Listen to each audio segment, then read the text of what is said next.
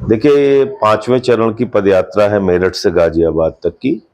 और इस पदयात्रा में आम आदमी पार्टी रोजगार का मुद्दा उठा रही है, सामाजिक न्याय का मुद्दा उठा रही है। और जब हम रोजगार की बात करते हैं तो ये सिर्फ नौजवानों तक सीमित है, ऐसा नहीं है। इस देश का किसान, उत्तर प्रदेश का किसान जो फसल के दाम न मिलने के कारण आत्महत्या कर लेता है, खाद की बोरी नहीं मिलती, लाइनों में खड़ा रहता है, उसकी भी आवाज है ये यात्रा।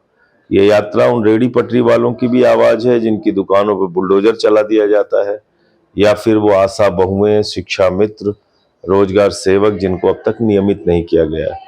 और अभी जो सामने मामला आया है नीट की परीक्षा का, ऐसे ही उत्तर प्रदेश में बहुत सारी परीक्षाओं के पेपर लीक हुए हैं। तो नौजवान सरकारी नौकरियों की परीक्षा पेपर लीक से भी परेशान है, और साथ ही साथ इंजीनियरिंग, मेडिकल के लिए जो एंट्रेंस होता है उसमें पेपर लीक से परेशान है।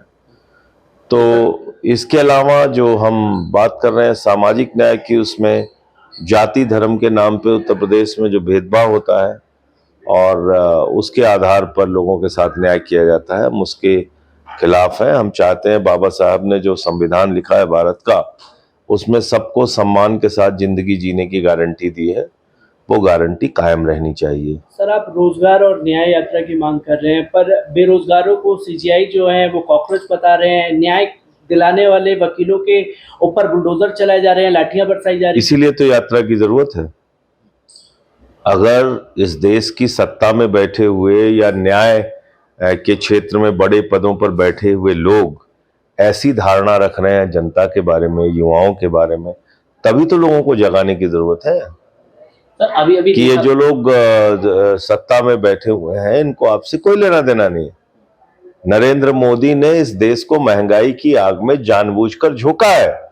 रूस सस्ता तेल देने के लिए तैयार है, उसको खरीद नहीं रहे हो क्योंकि ट्रंप अंकल डांट देंगे तुमको, और देश महंगाई में डूब रहा है, रुपया लगातार कमजोर हो रहा है। और कैसा मूर्ख बना रहा है देश को। मोदी जी कह रहे हैं, अरे भाई डॉलर ज्यादा खर्च हो रहा है, बचा के रखो, सोना ना खरीदो। अरे डॉलर के मुकाबले रुपया कमजोर हो गया है, ये नहीं बता रहे तुम। 95 रुपए का रुपया हो गया, डॉलर हो गया, तो अब ज्यादा रुपया तुमको खर्च करना पड़ता है। डॉलर में खरीद के लिए तुमको ज्यादा रुपया खर्च करना पड़ता है, और वो तुम्हारे नाकारेपन की वजह से, जिसका खामियाजा देश की जनता भुगत रही। लेकिन इन सब के बावजूद मैं कहना चाहता हूं कि अगर इस देश की जनता हिंदू मुस्लिम के नशे से बाहर नहीं आएगी और अपने भविष्य के बारे में नहीं सोचेगी, तो मोदी जी ऐसे मौज करते रहेंगे, भाजपा ऐसे ही मौज करती रहेगी और जनता परेशान रहेगी। जनता से तो अपील की जा रही है वो विदेश ना जाएं, सोना ना खरीदें, पर देश के प्रधानमंत्री तो सबसे पहले यूएई पहुंचे, कपड़ों से पहचानने की बात करते हैं। तो बता तो दिया मैंने, वो जो वहां के शेख होख हैं वो सब कुंभ के मेले में बिछड़ गए थे मोदी जी से, तो अब मिले हैं, जाके गले लगाते हैं। कुंभ के मेले के बिछड़े हुए भाई हैं वो लोग। हिंदुस्तान वाले जो मुसलमान हैं उनको कपड़े से पहचानते हैं, उनके जो शेख भाई लोग हैं जो कुंभ के मेले में बिछड़े थे, उनके कपड़े से इतर की महक आती है। अब वो यहाँ के जो मुसलमान हैं बेचारे लगा नहीं पाते। आप लोग भी दुबई से अच्छा जो इतर है वो जो यहाँ का मुसलमान है उसको खरीदना चाहिए, और वैसे ही लबादा पहन के घूमना चाहिए, तब जाके हो सकता है मोदी जी गले लगा लें। सर, अब ये कहते हैं कि ये इकराम भाई, अब लबादा लाओ एक वैसे ही शेख वाला।